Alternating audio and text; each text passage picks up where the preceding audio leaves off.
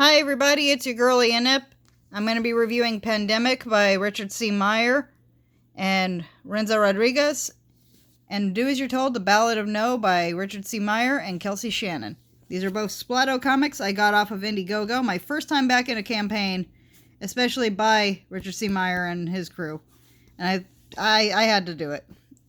Especially with these particular topic matters. These are some limited edition comics that were only going to come out for this year with this campaign, because it's relevant to everything that happened this year, and I thought, okay, this is going to be the one I back.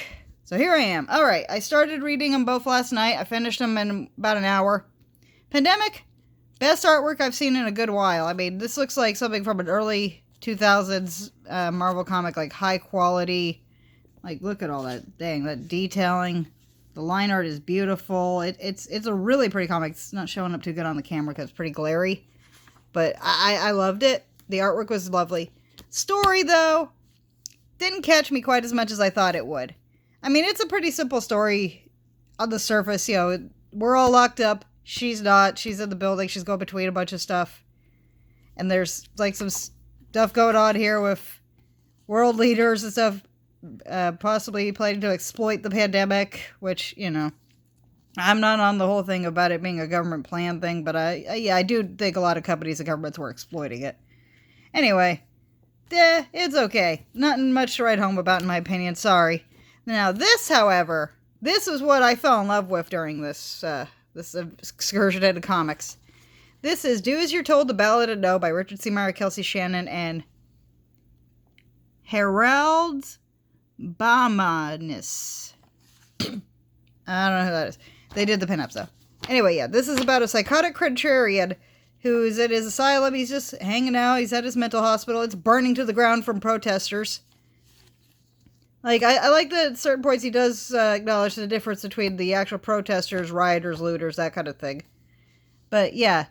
We're introduced to the character No, a psychotic contrarian. No matter what you tell him to do, he does the opposite, and all he can say is no. At first I thought it was a little dumb, and then I just realized I've fallen in love with this character. No is officially, he is my son now. I love this man. I mean, look at that. Boom! That psychotic, just dead-eyed stare he's got. I love it. I forget. I fell in love with him by page 3 or 4, man. I was like, shh. You got me, Zach. You got me. Okay, yeah, literally his name's No. All he can say is no. It's great. You got the protest going on. Somebody's yelling at him, put his mask on. He hasn't been kept in the loop about what's going on. He thinks he's got to put it on his eye. Says nope, does it anyway. You got this guy, he's talking about burning it all to the ground. You got this kid saying, okay, boomer. It's like, I don't know. I'm not trying to do a play-by-play. I'll do a few page skips for the copyright gods. But yeah, he gets out into the chaos of the riots and he thinks, well, I can't see nothing anyway. This seems normal to me. They ask him if he's going to stand with the police. He says, no. You going to stand with the protesters? No. You support all this? No. You against it? No. No matter what he says, the answer is always no.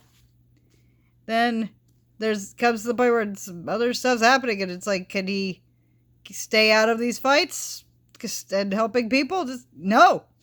Doesn't concern you. Keep walking, dude. No. He gets up in there and freaking takes down police officers. He takes down violent protesters. He takes down rednecks. Defends this kid from getting shot by a crossbow. It's like, god dang. He freaking goes full on samurai. No! I know I'm just doing a play-by-play at this point, but it's like, oh my god, I loved it. The story, again, probably doesn't have as much of an underlining thing as Pandemic did, but I loved the premise. I love the semi-ink looking thing that Kelsey Shannon did, where it looks like it's a dry brush on paper, and oh god, I am a huge fan of the type of comics where they give you just enough information. I liked it. And then you got the mysterious thing that leads to this Theosophy sequel. I'm all about it, Zach. If you do a sequel to this, I'm 100% kickstarting that, or not kickstarting. I'm backing it. Yeah. Anyway, yeah, that was my review of Splatto Comics. Do As You're Told, Ballad of No, and Pandemic by Myers and Rodriguez and Kelsey Shannon. And I recommend them. If he ever releases these again, which he probably won't, but if he does, freaking get them. These were amazing. Alright, that's been my video. Remember to like, subscribe, Click the bell for notifications. Support Indiegogo's comics, and yeah. Okay, bye.